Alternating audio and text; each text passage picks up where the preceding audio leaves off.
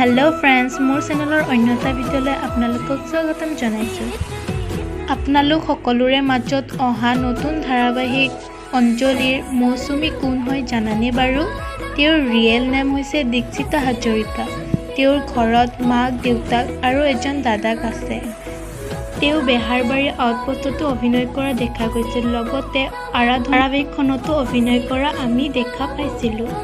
দীক্ষিতা হাজৰিকাৰ জন্মদিন 11 আগষ্টত। অঞ্জলি ধাৰাবাহিকখনৰ প্ৰথম এপিছডটো চাই কোনে কোনে ভাল পাইছে মোক কমেণ্ট বক্সত কমেণ্ট কৰি জনাব নাপাহৰিব।